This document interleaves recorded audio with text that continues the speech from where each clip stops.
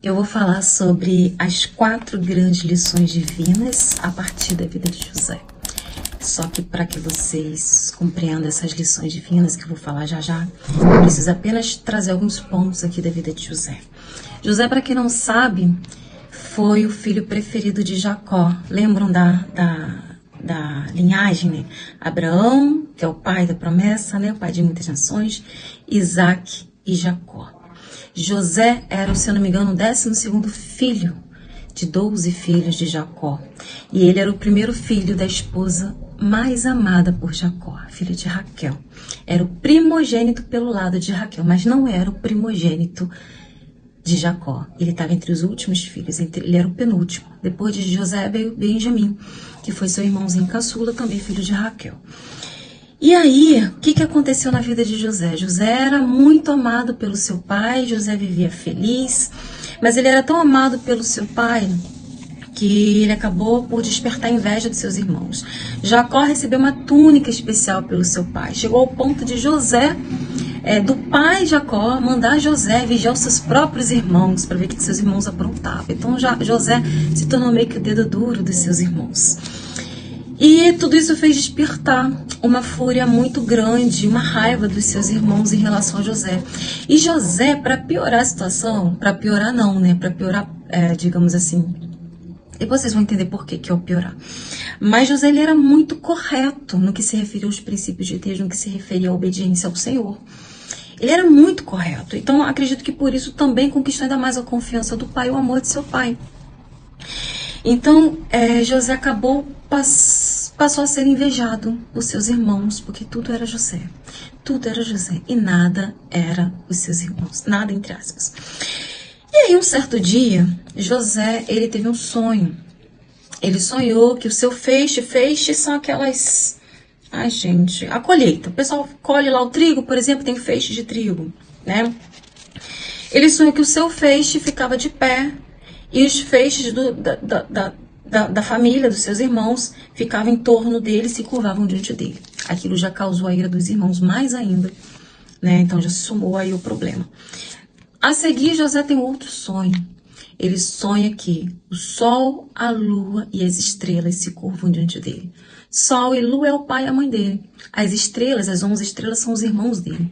Só que nesse momento do sonho, até Jacó, o próprio pai, se irou contra José. Ele falou assim, como assim? E para a cultura da época era um absurdo, porque José era um dos últimos filhos. Então, pela cultura ali, caberia o respeito, a autoridade ao pai, né, ou ao filho mais velho depois do pai, né? Então, assim, não o filho caçula, como José, né, que era o quase caçula. E isso levantou muita ira de seu pai, que achou um absurdo, que tomou aquilo como uma loucura, os irmãos também, né? Então, guardem isso. Ninguém aceitou o sonho de José, aquilo ali era uma loucura para eles. Guardem isso, tá? Já eu falo sobre isso. E acabou que os irmãos se iraram muito contra ele, ao ponto de vender ele como escravo para um viajante, uma caravana egípcia que estava passando no local. E aí eles, num certo dia, resolveram vender, armaram contra José, prenderam José num poço, de modo que venderam José, um dos irmãos vendeu José para essa caravana, que ia para o Egito, e mentirou o pai, dizendo que ele foi devorado por uma fera. Bem, José começou a viver um inferno na vida dele, que ele foi para o Egito, foi vendido como escravo. Ele foi vendido para um egípcio. Eu nem me lembro se ele foi direto para o Egito ou se ele foi vendido no mercado de escravo em alguma região próxima e ele passou o egípcio, que era o Potifar, e comprou ele como escravo. Enfim, ele foi vendido para Potifar, que era um egípcio. Sendo que, e aí eu vou ler essa passagem aqui para vocês, só para vocês entenderem, que é em... Peraí. Que é em Gênesis 39, do versículo 1 ao 4. Apesar de tudo que José estava passando, apesar da adversidade no que se referia à escravidão, ainda diz a palavra de Deus aqui em Gênesis 39, que diz assim, José fora, portanto, levado ao Egito. Gente, ele foi levado diretamente ao Egito. Onde os ismaelitas o venderam a um egípcio chamado Potifar, um oficial que era capitão da guarda do palácio.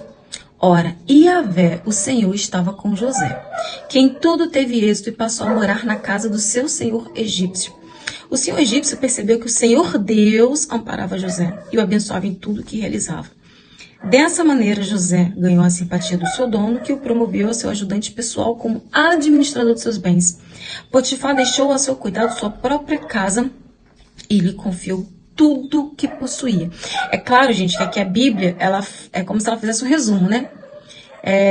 Aqui ele mostra em poucos capítulos a venda de José e já toda a história de José, a venda dele a Potifar, e de Potifar, ali com Potifar, ele se desenvolveu ao ponto de administrar a própria casa de Potifar. E é claro que é um período que a Bíblia não diz qual o tempo, mas acredito eu que até o período dele de viagem ao Egito foi longa, o período dele como escravo até conquistar a confiança de Potifar também não foi um período curto, porque Potifar teria que conhecê-lo, né, e ver Deus em José. E uma coisa interessante, mesmo na adversidade, José continuou temente e obediente ao Senhor. Pois bem, José teve muito êxito com Potifar, de modo que Potifar levou para dentro de sua casa para administrar seus bens. Potifar chegou a um ponto de colocar tudo na mão de José, toma tudo, porque ele percebeu que tudo que José tocava prosperava. A única coisa que Potifar não permitiu foi a sua alimentação e a sua esposa. Aí vem um outro problema. Passou-se um tempo. A mulher de Potifar, José era muito bonito, jovem, né, forte. A mulher de Potifar era doida para ficar com José. E todos os dias a mulher tentava José. Convidava ele para se deitar. E na Bíblia, deitar é sexo mesmo. E José sempre recusou. Até que um dia, não tinha os empregados na casa, não estavam por perto. E ela insistiu muito, ao ponto que José saiu correndo para não cair em tentação. Só que nisso que ele corre, fica a túnica dele, o manto dele, que ela segura. E ele só se dá conta disso. Ela se aproveitou da situação, fez um escândalo, de modo que vieram empregados, depois veio seu marido. Conclusão, José foi parar na prisão. José, ele mais uma vez cai no inferno. Primeiramente, quando é vendido como escravo, aí consegue se erguer, né? Tem um nível ali de autoridade diante do seu senhor, um nível de confiança, depois cai no inferno de novo. Vai para a prisão. E ali José é esquecido. Aliás, esquecido não, porque aí tem uma outra passagem. Deixa eu ver se tem aqui. Que é em Gênesis 39 ainda, no versículo 21, que diz assim. Antes, vou ler aqui o versículo 20. O senhor de José, que é Potifar, mandou apanhá-lo e jogá-lo na prisão, onde estavam os prisioneiros do rei. Assim, ele ficou na prisão. Contudo, Yahvé, o Senhor assistiu José, estendeu sobre ele a sua bondade e poder e o fez encontrar graça aos olhos do carcereiro-chefe. Deus encontrou bondade em José. Aqui diz, o Senhor assistiu José. Ele estava acompanhando tudo, sabia da intenção do coração de José, que não era pecar contra o Senhor. Em nenhum momento José teve uma oportunidade de defesa, simplesmente jogaram na prisão. Só que Deus estava vendo tudo. José desceu ao inferno, mas Deus estava com ele. E aí no versículo 22 diz assim, antes, o 21. Estendeu sobre ele a bondade de José, a bondade e poder, e o fez encontrar graças aos olhos do carcereiro-chefe. Assim o carcereiro-chefe transferiu para José toda a autoridade sobre o cárcere e sobre todos os que estavam ali presos, e ele se tornou supervisor de tudo que se passava na prisão. José encontrou graça aos olhos do carcereiro por parte do Senhor. Deus fez um movimento de modo que José desenvolveu habilidades ao ponto de conquistar a confiança do carcereiro. Onde José encostava, as coisas funcionavam, porque Deus estava com ele. E o que aconteceu? O carcereiro colocou cárcere nas mãos de José. Foi mais ou menos assim, administra tudo aí. Foi nesse nível. E José passou um bom tempo na prisão. Até que um dia, 2 funcionários de Faraó, um copeiro e um padeiro, foram presos, ambos no mesmo período, e eles tiveram sonho ao mesmo tempo. O padeiro teve um sonho lá, não vou contar aqui o sonho para não delongar, depois vocês leem aí o capítulo 40 de Gênesis. Ambos tiveram um sonho. O copeiro teve um sonho e José, mais uma vez usado por Deus, a partir de uma habilidade que é a interpretação de sonhos, ele consegue interpretar de forma magnífica tanto o sonho do copeiro quanto do padeiro. O copeiro, o sonho era favorável e o padeiro não. De modo que José previu a liberdade do copeiro e a morte do padeiro. E aconteceu exatamente como José previu. O copeiro, antes de voltar à liberdade, ele prometeu a José que falaria dele para o faraó, para o rei. Só que o copeiro esqueceu de José. E José permaneceu mais 2 anos na cadeia, vivendo o seu inferno. Mesmo assim, José não deixou de seguir, não deixou de obedecer ao Senhor. Passou-se um tempo, esses 2 anos. Quem teve um sonho? Faraó. Teve um pesadelo, sonhou com 7 vacas gordas no rio e 7 vacas magras. As 7 vacas magras engoliu as 7 vacas gordas. A seguir, acordou desesperado, aí dormiu de novo, aí sonhou com 7 espigas viçosas, maravilhosas, lindas, e 7 espigas queimadas no sol mirrada. As espigas magras, mirradas, devoraram as espigas gordas. Faraó, no auge do seu desespero, mandou chamar todos os magos do Egito. De todas as províncias, para interpretar seu sonho. Ninguém conseguiu interpretar. Foi aí que o copeiro olhou para José: caramba, faraó, peraí. No cárcere tem um rapaz que ele interpretou o meu sonho e previu que eu seria liberto por você e que eu tomaria novamente a minha posição de copeiro. E aí o faraó: chama esse rapaz imediatamente. Chamaram José. E José conseguiu interpretar o sonho de Faraó de modo que ele previu 7 anos de muita abundância, muita fartura e 7 anos de muita escassez no mundo inteiro. E aí Faraó: o que você me aconselha? José chegou para o rei e falou assim: olha, você precisa levantar uma pessoa de confiança do teu reino que possa administrar todo esse processo de abundância de modo que possa sobrar para o período de escassez. Porque vai vir fome na terra inteira.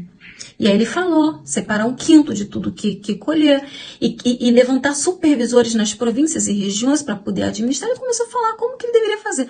Essa altura, José já tinha uma experiência administrativa enorme, tanto pela casa de Potifar quanto do cárcere. E uma experiência muito grande de liderança, porque na casa de Potifar ele liderava sobre os empregados. E no cárcere ele liderava ali também sobre os prisioneiros. E aí Faraó, mais uma vez, Deus abençoou José. Porque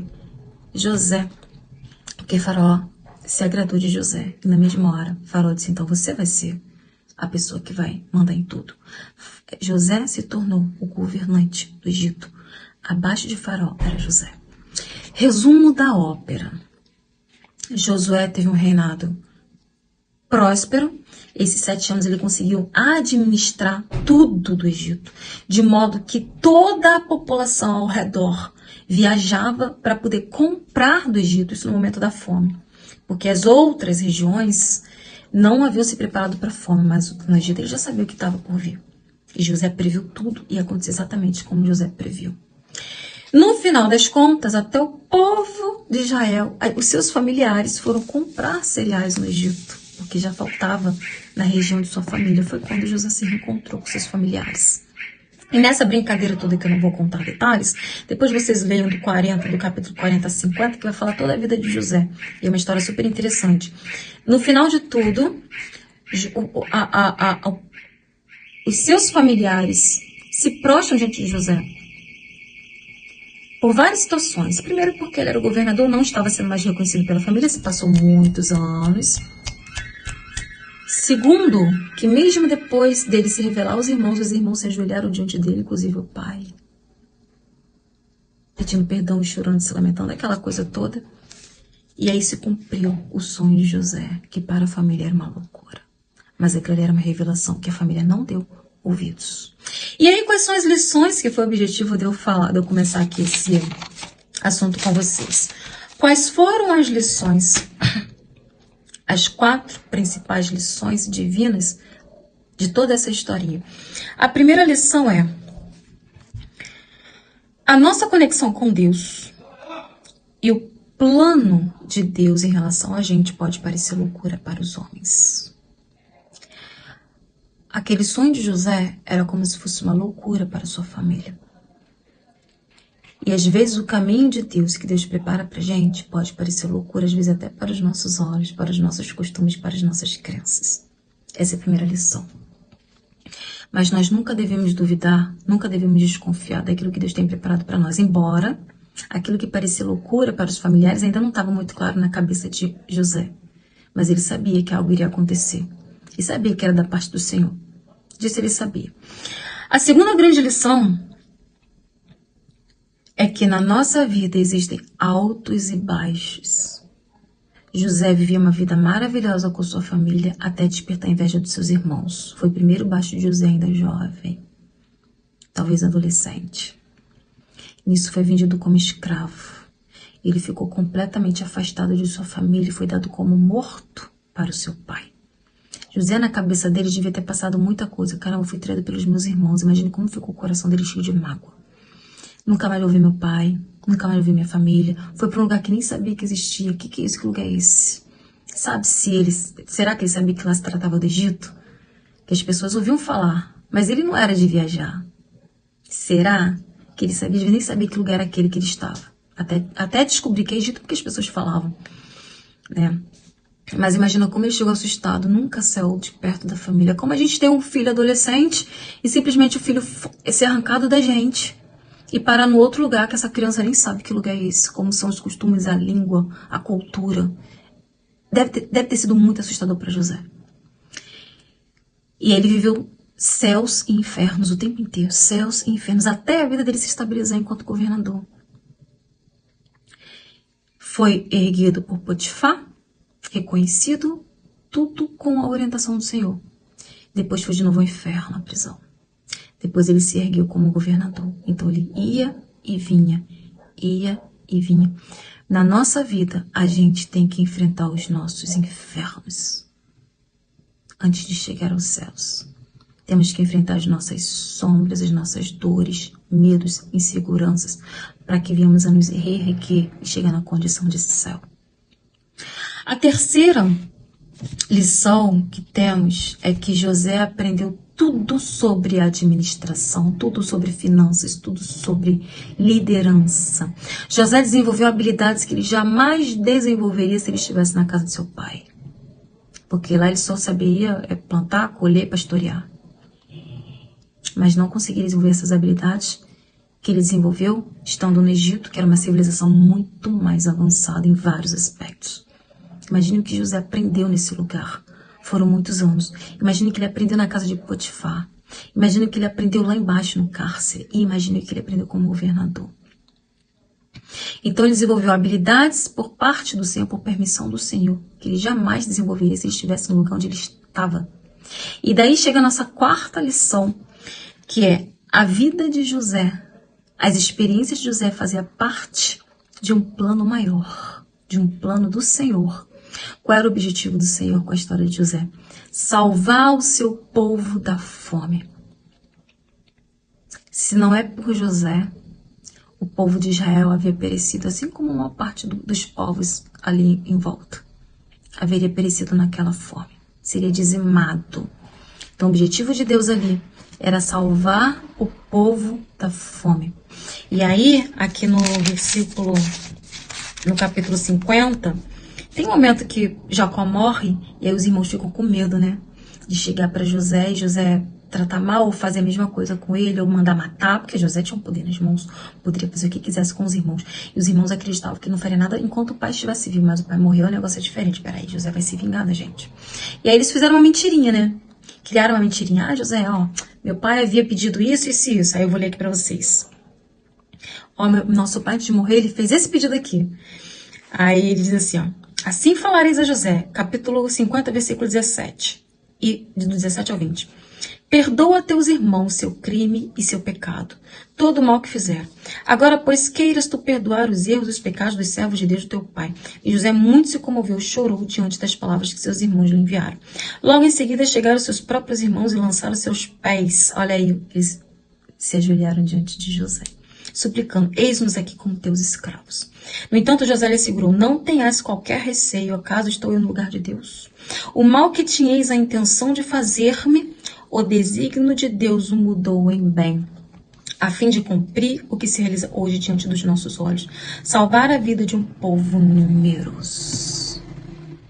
O próprio José reconheceu que todo o percurso que ele fez fazia parte de um plano de Deus. E a gente pode ir além, porque José, como trouxe seus irmãos, houve uma multiplicação aí dos descendentes. Eles viveram muitos e muitos anos no Egito, de modo que acabou depois sendo escravizado pelo Egito e migraram para a Terra Prometida pela condição de Moisés. Passaram novamente pelo inferno, que era o deserto, até chegar à Terra Prometida, que é o céu.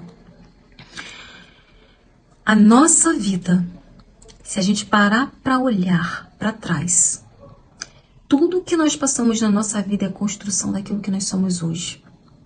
O que deu vida a José, o que construiu José, governador do Egito, foram as experiências que ele viveu, sejam elas boas ou ruins, do passado dele, desde a infância dele até aquele momento. A venda ser vendido como escravo foi péssimo, mas foi necessário. Ficar no cárcere como preso de algo que ele não cometeu foi péssimo, mas foi algo necessário.